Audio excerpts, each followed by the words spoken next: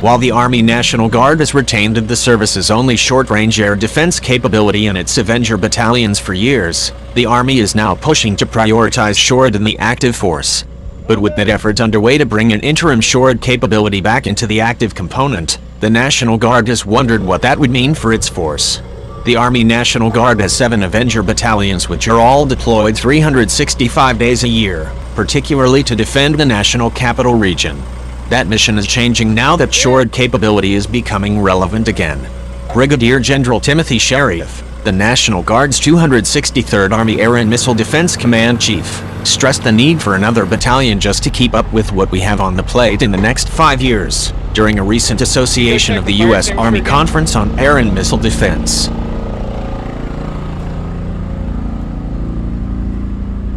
And Brigadier General Randy McIntyre, who is in charge of the Army's air and missile defense modernization efforts under the new Army Futures Command, said at AUSA's Global Force Symposium last week, the ANG will get that 8th Battalion. Meanwhile, the Army's active component will have 10 SHORAD battalions, McIntyre said, making the balance between the active and Guard relatively equal. McIntyre acknowledged the intense level of work in which the Guard has been engaged to shore up the SHORAD gap in the Army. Then U.S. Army Europe Commander Lieutenant General Ben Hodges began sounding the alarm to fill the SHORAD gap in Europe in 2016, and the service has quickly found ways to bring the capability back to Europe.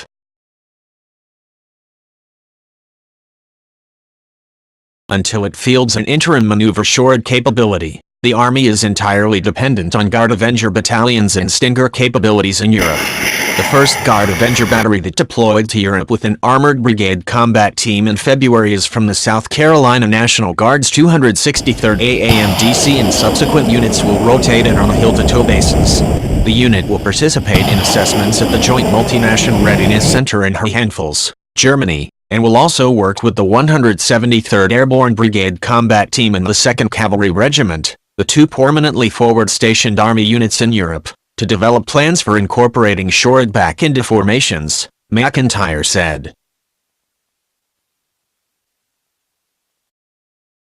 Wherever possible, McIntyre added, SHORAD capability is worked into combat training center rotations as well. A massive effort is already underway to restore mothballed Avengers to fill out active units until a new capability is fielded.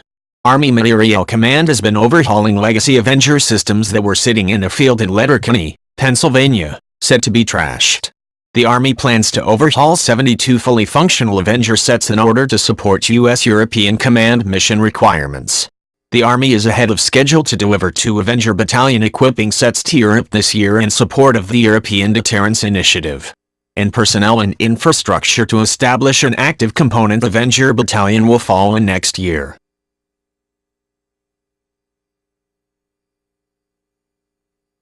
McIntyre noted the plan is to ensure SHORAD battalions in both the active and reserve components are the same.